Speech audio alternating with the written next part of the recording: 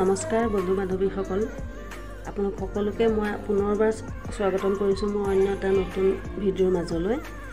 আৰু আজি ভিডিঅ'টো চাই থাকিব, যদি ভাল লাগে লাইক কৰিব, ছাবস্ক্ৰাইব কৰিব, প্লিজ কমেণ্ট কৰিব। আৰু এতিয়া এই খোৱাৰ পৰা উঠিলোঁ, মইতো ফ্ৰেছ হ'লোঁ, গা চা ধুলোঁ। বাবু মাইনা উঠিলে, সিহঁতক অকণমান ব্ৰাছ কৰা বুলি শিকাইছোঁ।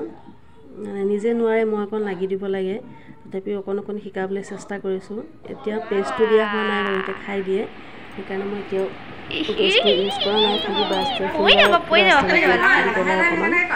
তাতকেইটা অকণমান চাফা কৰিব চেষ্টা কৰোঁ। আৰু সিহঁতেও খুব ভাল পায়, ব্ৰাছটো লগালে খুব ভাল পায়, ফূৰ্তি কৰে। আৰু ব্ৰাছ কৰা হোৱাৰ পিছত মই অকণমান পানী সিহঁতক খাবলৈ অভ্যাস কৰাওঁ। বাবুৱে পানী খাইছে, মাইনাকো অকণমান দিলোঁ। আৰু এতিয়া সিহঁতক খুৱাই লওঁ, তাৰপিছত আমাৰ কাৰণে ব্ৰেকফাষ্ট বনাম। আৰু আমাৰ কাৰণে এই ব্ৰেকফাষ্ট বনাবলৈ মই আজি লৈছোঁ পানী পিঠা বুলি ঠিক এনেকৈ ইয়াত মই পিঠাগুড়ি ইউজ কৰা নাই, ময়দা লৈছোঁ আৰু ৰুকি লোৱা নাৰিকল আৰু চেনি, গাখীৰ দি পেলাই ইয়াত পানী মই ইউজ কৰা নাই, গোটেইখিনি মই গাখীৰতে গুলি লৈছিলোঁ মিশ্ৰণটো। আৰু এনেকৈ নাৰিকল দি পানী পিঠা বনাই খাই খুবেই টেষ্টি লাগে। আপোনালোকে যদি খোৱা নাই খাবচোন কেতিয়াবা বনাই। আৰু এনেকৈ এটা এটাকৈ মোৰ গোটেইকেইটা পিঠা বনাই হৈ গ'ল। আৰু ইয়াতে মই নাৰিকল আৰু গাখীৰটো ইউজ কৰাৰ কাৰণে পিঠাটো কালাৰো বহুত ধুনীয়া হয় আৰু বহুত টেষ্ট লাগে। এয়া ইমান ধুনীয়া পাতলা হৈছে, হৈ গ'ল বনাই। আৰু এয়া পিঠা চবকে খোৱালোঁ। এতিয়া মই বহিছোঁ, চাহ একাপ বনাই লৈ ধুনীয়াকৈ অকণমান আৰাম কৰি খাওঁ বুলি বহিলোঁ, খাই আছোঁ।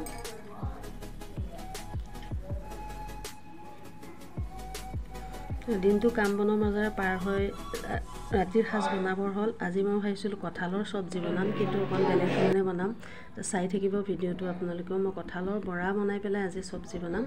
তাৰ কাৰণে মই কঁঠালটো ভালকৈ ধুই বাকলিৰে সৈতে মই ডাঙৰকৈ কাটি ল'লোঁ আৰু 2টা আলু দি দিছোঁ ইয়াতে।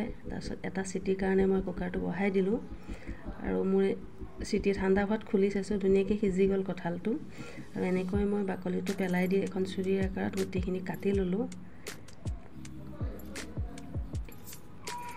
বৰা কৰি আকাৰত বনাই কঁঠালৰ চব্জি খালে খুবেই ভাল লাগে, খাই চাবচোন আপোনালোকেও, খুব টেষ্টি হয়। আৰু এনেকৈ মই ইয়াতে গোটেইখিনি মছলা অলপ মছলা ইউজ কৰিলোঁ আৰু এটা গিলাচ লৈ এনেকৈ গোটেইখিনি ভাঙি দিলোঁ। আৰু অলপ বেচনো মই ইয়াত দিছিলোঁ। আৰু এনেকৈ লাডু বনাই মই এতিয়া ফ্ৰাই কৰিলোঁ গোটেইখিনি। মোৰ ফ্ৰাই কৰা হৈ গ'ল। এতিয়া এইখিনি অকণমান তৰকাৰী আকাৰত বনাম। তৰকাৰীৰ কাৰণে মই পিঁয়াজখিনি ভাজি তাতে অলপ মছলা ইউজ কৰিছিলোঁ, চিকেন মছলা, জিৰা, জলকীয়া, হালধি, নিমখ সমস্তখিনি মই পিঁয়াজখিনিতে দি দিছোঁ। আৰু এটা বিলাহী মই পেষ্ট কৰি লৈছিলোঁ, মছলাখিনি ভাজি হোৱা তাতে মই বিলাহীৰ পেষ্টটো দি দিলোঁ। আৰু অলপ এইখিনি ভাজি ল'ম। এতিয়া অকণ ঢাকন লগাই দিছোঁ। আৰু এয়া মোৰ মছলাখিনি ভাজা হৈ গ'ল। ইয়াতে মই অলপ এতিয়া গৰম পানী ঢালি দিলোঁ। আৰু এইখিনি উতলাত মই বৰাখিনি ইয়াতে এড কৰিলোঁ। আৰু এইখিনি অকণমান সময় আৰু মই 10 মিনিটমান এইখিনি ঢাকন লগাই ভাজিম, চিমত ৰাখি।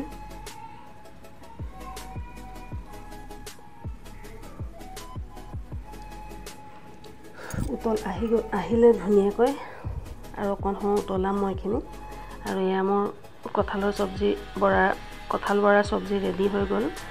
আৰু এতিয়া আমি অকণ দেৰিকৈ খাওঁ, মিষ্টাৰে সোনকালে খাই 9টা বাজিলে। মিষ্টাৰক দিলোঁ আৰু মিষ্টাৰে মোক সহায় কৰি দিলে, ধুনীয়াকৈ চালাডটো কাটি দিলে। আৰু মই আমাৰ কাৰণে ভাত বনালোঁ, মিষ্টাৰৰ কাৰণে ৰুটি। মিষ্টাৰে সদায় ৰুটিয়েই খায়, তো মিষ্টাৰে খাই হোৱাৰ পিছত আমি খাম। আৰু আজি ভিডিঅ'টো ইমানলৈ সমাপ্ত কৰিলোঁ।